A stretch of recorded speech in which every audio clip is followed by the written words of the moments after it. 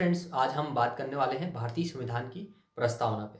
तो जानेंगे यहाँ पे भारतीय संविधान की जो प्रस्तावना है इसका क्या महत्व है हमारे लिए और प्रस्तावना होती क्या है। तो सबसे पहले प्रस्तावना बेसिकली क्या है, एक किसी भी संविधान का एक परिचय पत्र होता है। अगर हम संविधान को ना भी पढ़े तो हम अगर प्रस्तावना को पढ़ लें तो हमें पता चल जाएगा कि इस संविधान को बनाने का क्या उद्देश्य है। इन सारी बातों का हमें जवाब कहाँ से मिल जाता है, इस परिचय पत्र से मिल जाता है, जिसको हम क्या कह रहे हैं, प्रस्तावना कह रहे हैं। तो इस प्रस्तावना का अगर इतिहास पे बात करें तो सबसे पहले इसका इतिहास शुरू होता है अमेरिका से। तो अमेरिका का जो संविधान है उसमें प्रस्तावना का सबसे पहले हमको ज़िक्र मिलता है और उस प्रस्तावना से ही फिर अन्य देशों ने क्या करना शुरू करा कि उस प्रस्तावना को अपने संविधान में जोड़ना शुरू करा। और उसी क्रम में हमारे भारत भी आता है। जब हमारे भारतीय संविधान का निर्माण कार्य चल रहा था तो उसी वक्त एक उद्देश्य प्रस्ताव के रूप में पंडित जवाहरलाल नेहरू के द्वारा इसको लाया जाता है। बाद में इसको पारित कर कर आज हम जिसे क्या बोलते हैं कि भारतीय संविधान की प्रस्तावना बोलते हैं। और इससे बनने वाला जो एग्जाम में महत्वपूर्ण प्रश्न है उसको भी हम यहाँ पे समझने वाले हैं। तो ज़्यादा देरी ना करते हुए हम अपने टॉपिक पे आते हैं। तो जैसे कि आज का टॉपिक है ये हमारा प्रस्तावना या इसको प्रियम्बल बोला जाता है। तो सबसे पहले आता है इसमें 2 डेटें आती हैं। अब 2 डेटों में पहली डेट आती है 13 दिसंबर 1946।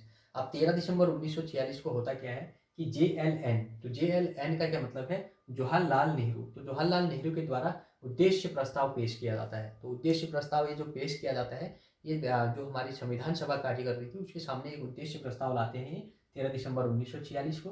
फिर बाद में इस उद्देश्य प्रस्ताव को 22 जनवरी 1947 को क्या कर दिया जाता है, पारित कर दिया जाता है। तो इस उद्देश्य प्रस्ताव को जब 22 जनवरी 1947 को पारित करने के बाद क्या कर दिया जाता है, ये भारतीय संविधान की एक प्रस्तावना बन जाती है। तो भारतीय संविधान की प्रस्तावना को कब लाया गया, 13 दिसंबर 1946 को पंडित जवाहरलाल नेहरू के द्वारा लाया जाता है उद्देश्य प्रस्ताव के रूप में, और 22 जनवरी 1947 को इसको पारित कर दिया जाता है। तो ये 2 डेट आपको ध्यान में रखनी है यहाँ पे। और साथ में आपको ये भी याद रखना है कि इस प्रस्तावना की जो भाषा शैली को लिया गया पंडित जवाहरलाल नेहरू के द्वारा, ये ऑस्ट्रेलिया से ग्रहण किया गया। यानी जो ऑस्ट्रेलिया का वहाँ संविधान है या उनकी प्रस्तावना है, उस भाषा शैली को यहाँ पे क्या करा गया, पंडित जवाहरलाल नेहरू के द्वारा इसको प्रयोग करा गया हमारी प्रस्तावना में। तो ये 3 चीज़ें आपको याद में रखनी है। आगे हमको ये समझना है कि जो इस प्रस्तावना से हमारे लिए जो महत्वपूर्ण प्रश्न बनने वाले हैं उन प्रश्नों को हमको यहाँ पे समझना है। क्योंकि अगर हम इन प्रश्नों को समझ जाएंगे तो हमारा कोई भी प्रश्न आने वाले एग्जामों में कभी गलत नहीं होगा। तो सबसे पहले प्रश्न उठता है कि जो प्रस्तावना है, तो इस प्रस्तावना में कितने प्रकार की न्याय की बात होती है। तो क्योंकि प्रश्न ही पूछा जाता है कि भारतीय संविधान की जो प्रस्तावना है उसमें कितने प्रकार की न्याय की बात करी जाती है। तो अगर प्रश्न ये बनता है तो आप न्याय में कहेंगे कि 3 प्रकार की न्याय की ये बात करता है। तो कौन कौन से न्याय है 3 प्रकार के, नंबर 1 है हमारा सामाजिक न्याय, दूसरा आता है हमारा आर्थिक न्याय, और तीसरा आता है इसमें राजनीतिक न्याय। तो 3 प्रकार की न्याय की बात होती है इस प्रस्तावना में, सामाजिक, आर्थिक और राजनीतिक। तो पहला प्रश्न हमारा यहाँ पर बन जाता है। और दूसरा प्रश्न बनता है कि इस प्रस्तावना में जो है कि जो स्वतंत्रता की बात होती है वो कितने प्रकार की स्वतंत्रता की बात होती है। तो आप जो स्वतंत्रता होती है इसमें वो 5 प्रकार की स्वतंत्रता देखने को मिलती है। अब कौन कौन सी मिलती है, नंबर 1 आती है हमें विचार की स्वतंत्रता है। उसके अलावा अभिव्यक्त करने की, अपने विचारों को क्या करने, अभिव्यक्त करने की स्वतंत्रता है। साथ में हम जिस चीज़ में विश्वास करते हैं उसको मानने की क्या है, हमको स्वतंत्रता है। अपने विश्वास को बनाए रखने की स्वतंत्रता है। साथ में जो धर्म को हम मानते हैं उस धर्म को मानने की हमको स्वतंत्रता है। और उस धर्म को की उपासना करने की भी हमको क्या है, उस धर्म के अनुसार हमको उपासना करने की भी क्या देता है, हमारा संविधान हमको स्वतंत्रता देता है। तो हमको 5 प्रकार की स्वतंत्रता यहाँ पे देखने को मिलती है। तो आपको यही अपने यहाँ पे याद रखना है कि कितने प्रकार की स्वतंत्रता देखने को मिलती है। तो आपको क्या ध्यान में रखना है, 5 प्रकार की स्वतंत्रता देखने को मिलती है। ये होता क्या है, इन 5 चीज़ों में से आपको 4 चीज़ें, 3 चीज़ें दे देगा और 1 चीज़ अलग दे देगा।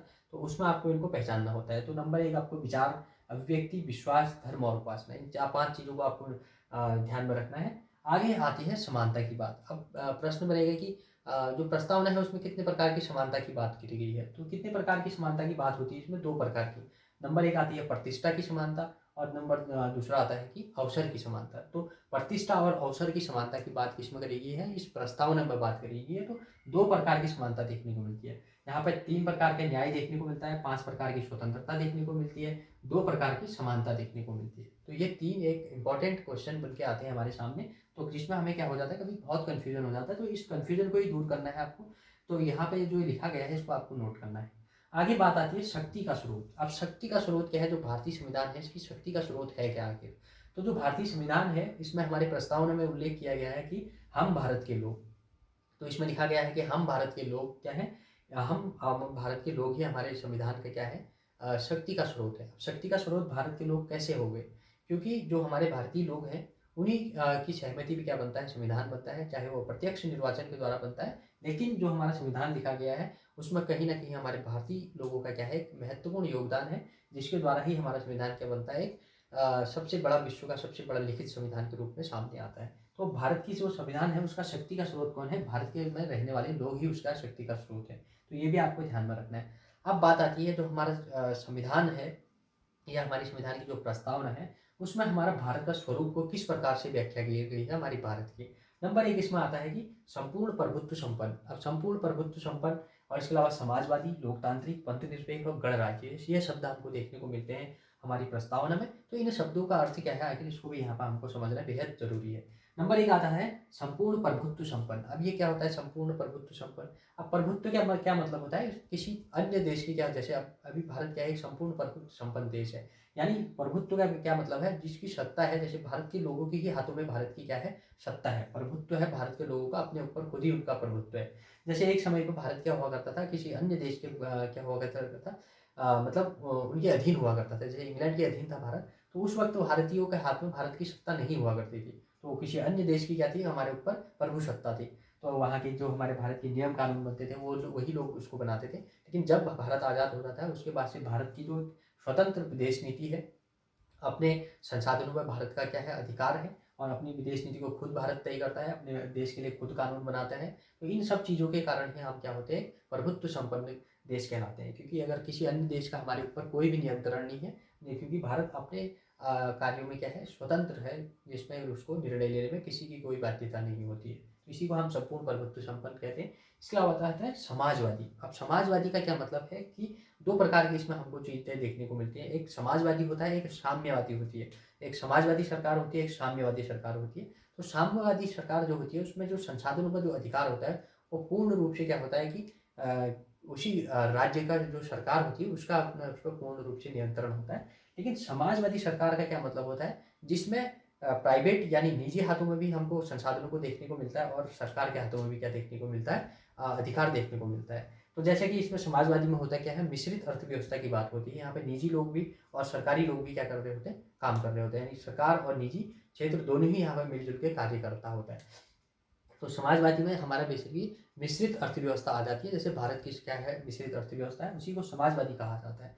इसके अलावा आ जाता है लोकतांत्रिक। अब लोकतांत्रिक होता क्या है कि जनता के द्वारा जिस सरकार को चुना जाता है अपने लिए, उसको 5 साल के लिए चुनती है। जैसे हमारे भारत में 5 साल के लिए सरकार चुनी जाती है। अगर 5 साल वो अच्छे से काम करते हैं तो ठीक है, दोबारा उनके चुनने के चांस होते हैं। अगर वो 5 साल अगर सरकार हमारी जनता के अनुसार अगर काम नहीं करेगी, तो जनता को अधिकार दिया गया है कि जनता उस सरकार को क्या कर सकती है, चेंज कर सकती है या बदल सकती है, क्योंकि उन पर क्या है, वोटिंग राइट होता है। तो इसी को हम क्या कहते हैं, लोकतंत्र कहते हैं, जिसमें जनता के द्वारा जनता के लिए ही क्या करी जाती है, सरकार को चुना जाता है। तो ये हमारे लोकतांत्रिक सरकार कहलाती है या लोकतांत्रिक देश कहलाता है।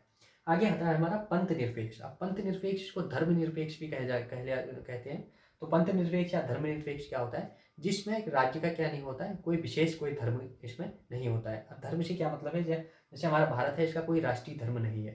भारत का क्या है, कोई राष्ट्रीय धर्म नहीं है। तो इसीलिए भारत क्या है, एक धर्मनिरपेक्ष राज्य है, क्योंकि भारत में कई सारे धर्म के लोग यहाँ पे रहते हैं और सभी को अपने धर्मों के अनुसार क्या है, मान्यता प्राप्त है। अपने धर्म के अनुसार हर कोई यहाँ पर अपने त्योहार, अपना जो भी कार्य है, उन चीज़ों को क्या कर सकता है अपने धर्म के अनुसार। उसमें सरकार का कोई हस्तक्षेप नहीं होता है। तो क्योंकि सरकार क्या है, किसी भी धर्म के पक्ष में नहीं है, सरकार धर्म के मामले एकदम न्यूट्रल होती है। तो इसीलिए हमारे देश को कहा जाता है पंथ निरपेक्ष या धर्मनिरपेक्ष देश कहा जाता है। अब जैसे इसमें कई अन्य देश का नाम आ जाता है, जिन्होंने क्या कर रखा है, अपना एक राष्ट्रीय धर्म घोषित कर रखा है। तो स्पेशल सरकारें क्या करती है, उस धर्म के रूप में कार्य कर रही होती है वहाँ पर। हमारे उसमें देश में ऐसा नहीं है। हमारा देश कैसा है, पंथ निरपेक्ष या धर्मनिरपेक्ष देश है।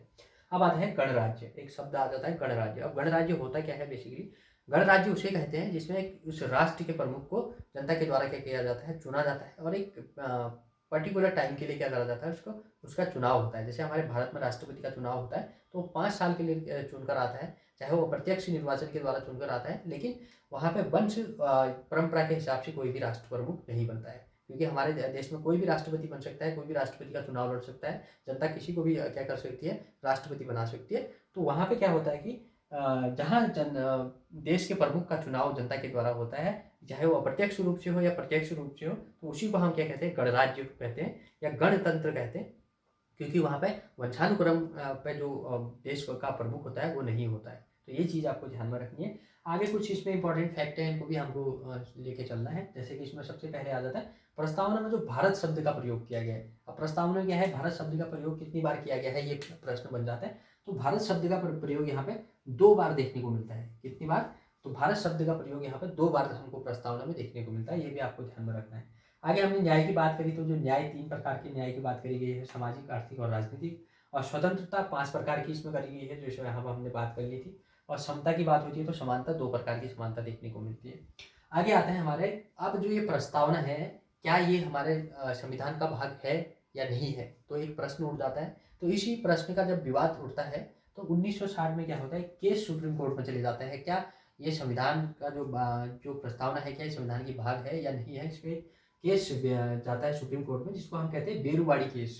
इसका नाम है बेरुवाड़ी केस। 1960 में जाता है। तो इस बेरुवाड़ी केस में जो सुप्रीम कोर्ट है वो क्या करता है, एक महत्वपूर्ण फैसला सुनाता है। और इस महत्वपूर्ण फैसला में ये क्या कहता है कि जो ये प्रस्तावना है, इस प्रस्तावना को ये संविधान का भाग नहीं मानते हैं उस केस में। और कहता है कि जो प्रस्तावना है ये भारतीय संविधान का भाग नहीं है। तो ये जजमेंट कौन देता है? हमारा सुप्रीम कोर्ट देता है या उच्च न्यायालय देता है। उसमें जो उच्च न्यायालय नहीं, उच्चतम न्यायालय सुप्रीम कोर्ट। तो सुप्रीम कोर्ट क्या करता है, इस बेरुवाड़ी केस में क्या करता है कि जो संविधान की प्रस्तावना है इसको संविधान का भाग नहीं मानते हैं। तो ये बेरुवाड़ी केस आपको ध्यान में रखना है, क्योंकि इस पर प्रश्न बनेगा कि कौन से केस के अनुसार भारतीय संविधान की प्रस्तावना को भारतीय संविधान का भाग नहीं माना गया है। तो बेरुवाड़ी केस के अनुसार भारतीय संविधान का जो प्रस्तावना है उसको संविधान का भाग नहीं माना गया है। अब आगे जब ये डिसीजन आ जाता है तो उसके बाद से फिर सुप्रीम कोर्ट में कुछ केस चल रहे होते हैं, और एक फेमस केस वहाँ पर आ जाता है, केशवानंद भारती केस, इस प्रस्तावना के मामले में। तो केशवानंद भारती केस ये 1973 में सुप्रीम कोर्ट में इसकी सुनवाई होती है। तो 1973 में इस प्रस्तावना के बारे में ही एक और डिसीजन आ जाता है, जो 1960 में बेरुवाड़ी केस में एक डिसीजन दिया था सुप्रीम कोर्ट ने। तो उसी के खिलाफ एक और डिसीजन क्या देता है, सुप्रीम कोर्ट अपने ही दिए हुए निर्णय के खिलाफ एक और जजमेंट देता है, और कहता है कि जो संविधान की जो प्रस्तावना है वो संविधान का एक महत्वपूर्ण क्या है, एक भाग है।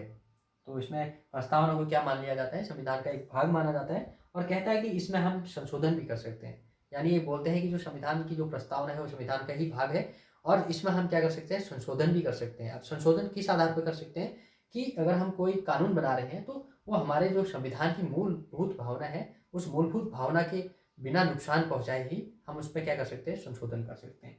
तो ये 2 केस आपको यहाँ पे ध्यान रखने हैं, एक तो बेरुवाड़ी केस और दूसरा केशवानंद भारती केस 1973। तो इनमें क्या क्या कहा गया है ये चीज़ आपको ध्यान में रख लेनी। अब जब ये केशवानंद भारती केस हमारा क्या हो जाता है कि इसमें ये फैसला आता है, तो उसके बाद से उस वक्त हमारे 1970-71 में क्या होता है कि 70-71 में एक बड़ी समस्या चल रही होती है। कि समस्या क्या होती है, हमारा भारत पाकिस्तान जो युद्ध चलता है, तो उसी के चलते जो अमेरिका है वो क्या करता है, पाकिस्तान को सपोर्ट कर रहा होता है। तो जिस कारण से क्या होता है कि इंदिरा गांधी हमारा एक प्रिय मित्र है रूस, तो उसके पास एक मैत्री संधि करते हैं। उस मैत्री संधि में रूस के साथ जब वो मैत्री संधि होती है, तो रूस क्या है, एक हमको पता है कि वहाँ पे क्या है, एक सोशलिस्ट देश है हमारा रूस। तो जिस कारण से क्या होता है, ये समाजवाद जो शब्द हमारे उसमें आता है, समाजवाद शब्द को हमारे इसमें जोड़ने की कोशिश होती है उस वक्त। तो 1976 में एक 42वां संविधान संशोधन करा जाता है इस हमारे संविधान में। तो इस 42वें संविधान संशोधन को 1976 में करके तो 3 शब्द हमारे प्रस्तावना में जोड़ दिए जाते हैं। एक समाजवाद को जोड़ दिया जाता है, क्योंकि हमारा जो रशिया है वो ऑलरेडी एक क्या है, सोशलिस्ट कंट्री है। तो जिस कारण से हमने अपने इन 3 शब्दों को अपने उसमें क्या जोड़ दिया, प्रस्तावना में जोड़ दिया। एक समाजवाद, और दूसरा पंथनिरपेक्ष, और तीसरा अखंडता। तो ये तीन शब्दों को हम 42वां संविधान संशोधन के द्वारा जोड़ते हैं। कब? 1976 में। अब प्रश्न बनेगा कि 42वां संविधान संशोधन में कौन से 3 शब्द जोड़ेंगे? तो आप कहेंगे समाजवाद, पंथनिरपेक्ष और अखंडता। तो इसमें आपको ये समाजवाद याद रखना है, इसके अलावा पंथनिरपेक्ष, और एक शब्द और जोड़ते हैं, अखंडता। 3 शब्दों को इसमें जोड़ दिया जाता है, समाजवाद, पंथनिरपेक्ष और अखंडता। अब इसका मतलब ये नहीं है कि समाजवाद शब्द यहाँ पर जोड़ा गया तो भारत समाजवादी नहीं था। भारत जब संविधान बना, भारत ऑलरेडी एक समाजवादी देश था उसी वक्त से, लेकिन उसका उल्लेख स्पष्ट तौर पर कब करा गया, 1976 में करा जाता है, इस 42वें संविधान संशोधन के द्वारा। तो ये 3 चीज़ें आपको ध्यान रख लेनी है, ये 3 शब्दों को 42वें संविधान संशोधन के द्वारा जोड़ा गया 1976 में। दूसरा आता है, कुछ कथन पूछ लिए जाते हैं एग्जामों में कि ये कथन किसके द्वारा कहे गए प्रस्तावना के बारे में। तो एक नाम आता है इसमें, ठाकुर दास भार्गव। तो ठाकुरदास भार्गव के द्वारा इस प्रस्तावना के बारे में कुछ अपने कथन कहा जाता है। तो ये कहते हैं कि जो प्रस्तावना है वो संविधान की आत्मा है। प्रस्तावना को क्या बताते हैं? संविधान की आत्मा बताते हैं। कौन बताते हैं? ठाकुरदास भार्गव। तो ये प्रश्न अगर बन जाएगा कि संविधान की आत्मा किसके अनुसार है, तो आप कहेंगे ठाकुरदास भार्गव के अनुसार जो प्रस्तावना है वो क्या है? भारतीय संविधान की आत्मा है। अगला नाम आता है इसमें के एम मुंशी। तो के एम मुंशी क्या कहते हैं? जो ये प्रस्तावना है वो क्या है? राजनीतिक जन्म कुंडली है। तो क्या है? जो प्रस्तावना है वो हमारे संविधान की क्या है? एक राजनीतिक कुंडली है। तो ये कथन भी आपको नोट कर लेना है। अब 3 शब्द हमारे इस प्रस्तावना में देखने को मिलते हैं। एक आता है अंगीकृत करना, दूसरा आता है अधिनियमित करना और तीसरा आता है आत्मर्पित करना। तो ये 3 शब्दों का मतलब हमको थोड़ा समझ लेते हैं। नंबर 1 आता है अंगीकृत करने का क्या मतलब होता है? संविधान को स्वीकार करना। तो संविधान को स्वीकार करने का क्या मतलब है? अंगीकृत करना। और जो दूसरा शब्द आता है अधिनियमित, और अधिनियमित का क्या है? संविधान को लागू करना। तो अधिनियमित मतलब संविधान को लागू करना। तीसरा शब्द है आत्मर्पित करना। तो आत्मर्पित का क्या मतलब होता है? स्वयं को संविधान को सौंपना। तो आत्मर्पित का क्या मतलब है? स्वयं को संविधान को सौंपना। तो ये शब्दों का उल्लेख भी हमें कहाँ मिलता है? इस प्रस्तावना में मिलता है। तो इसीलिए इसका जिक्र भी यहाँ पे करा गया है। आगे एक डेट लिखी हुई है 26 नवंबर 1949। इस दिन हमारा संविधान बन के क्या हो जाता है? तैयार हो जाता है। और बाद में इसको 26 जनवरी 1950 को पूर्ण रूप से क्या कर दिया जाता है? लागू कर दिया जाता है। तो ये हमारे एक संविधान से की जो प्रस्तावना थी उससे संबंधित जो भी फैक्ट थे हमने उनको यहाँ पर ले लिया है। अगले अब ये सीरीज ऐसी चलती रहेगी, इसमें कुछ नए वीडियोस भी आएंगे। तो आज की वीडियो से जो प्रश्न हमारा है आपसे, वो प्रश्न है कि एक तो आपको ये बताना है कि जो भारतीय संविधान में है उसमें कितने प्रकार की स्वतंत्रता का बात करती है, और तीसरा आपको दूसरा ये बताना है कि इसमें किस भाषा शैली का प्रयोग करा गया है। तो ये 2 प्रश्न आपसे हैं हमारे। और आज के लिए इतना ही, मिलेंगे इसके नेक्स्ट पार्ट में। धन्यवाद।